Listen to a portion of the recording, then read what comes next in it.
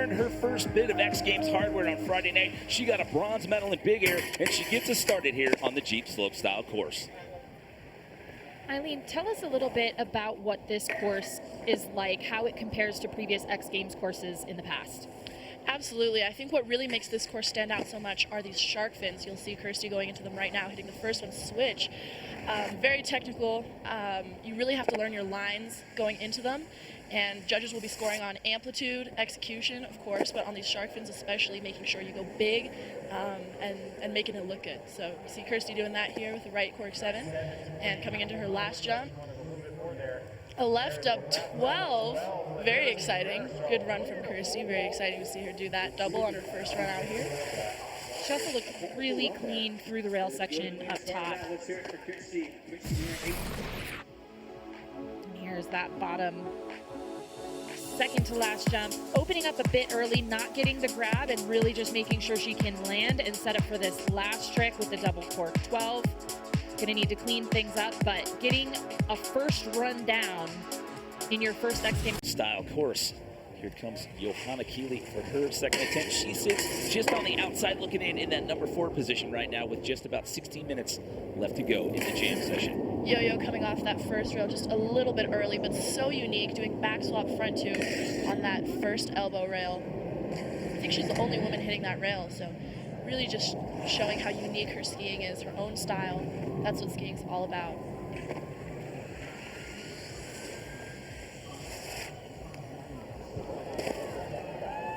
Nice cork 7 off that first shark fin into the left side cork 9. Clean so far through the jumps. And the switch double 10, Johanna put one down.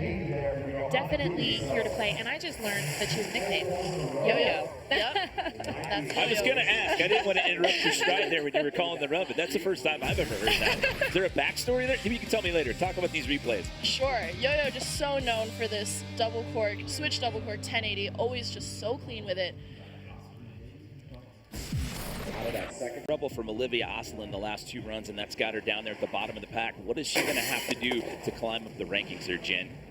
She needs to clean things up through the rails section. We saw her get caught up a little bit on that 450 again, but she did land more centered that time. We'll see if she can do that through the rest of this and what she has on the jumps down below. Opting for it, the alley-oop 720. A little bit back seat on that landing, but no hands down. Just barely making it over the knoll there. Not quite as much speed as she would probably like to have. Switch 540 there and setting up for this bottom trick. Woo! Wow. Massive 900. She went deep on that landing. Yeah.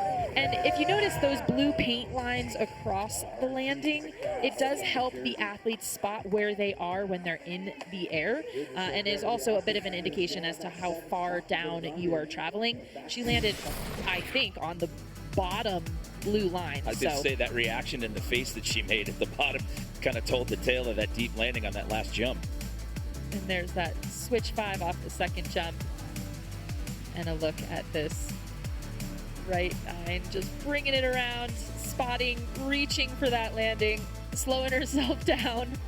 Oh yeah, she literally landing caught on the bottom. Yeah, these women are definitely holding their breath down at the bottom. Their podium positions not secure just yet. Here's Mathilde coming in, definitely is a threat to the podium if she's able to put down a run. Looking so clean through the first 2 rails. I really love her first rail with 2 swaps in there, so unique. And there's the switch 270 on, sliding all the way to the end, looking so clean. I love that tail grab on her alley-oop 7 there. Other way, alley-oop 9, and setting up for the bottom 2 jumps. Switch 540. And the left double cork 1080, finally. Putting one down. Gonna have to see what the judges do with it. I mean, so much talent. We've seen so many great runs today, but that does feel good, regardless of placement, to get a good run to your feet. That has got to feel good. Her last run at X Games, finally able to put down her whole run. This is her first time even. Team Muir's going to have to nervously watch this last run. So we know we'll see Megan Oldham and Matilda on the podium. The question is, will Kirsty hang on, or will your defending gold medalist? She double gold in 2022. She got a big air gold as well as slopestyle. She takes us out on the Jeep slopestyle course. It's Tess Ledoux. Tess has been so consistent through the rails in this contest, and it's really just been her jumps that are hanging her up. So we'll see if she can clean things up down below.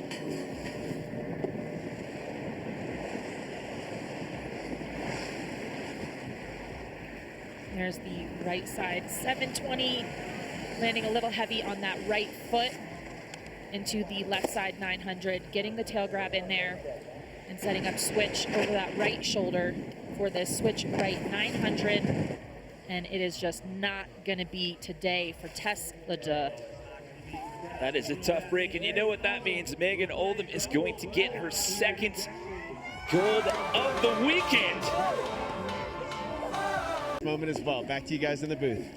Well, she definitely put in the work Friday night, and that was an understatement. She had a perfect score of 50 when she landed that triple, and she's looking at doubling up with her second gold of the weekend. Sitting in the top spot, and Megan probably doesn't need to do more, but from the sounds of it, from what Bruce is saying, I have a feeling she is not going to hold back at all. I am just so curious as to what this special surprise is. She already has such an incredible run for us. What could she possibly do to up the ante even more? Seeing her going into that switch double cork 900, landing so clean into the right side 12. Oh my goodness, just so clean, so good. And the fact that she landed that run 3 times is just absolutely mind-blowing. Just the consistency on that. And you can see a lot of the girls in the field today were struggling with conditions, the course itself, and just being able to be that consistent with a run of this technicality is incredibly impressive. Props to you, Megan.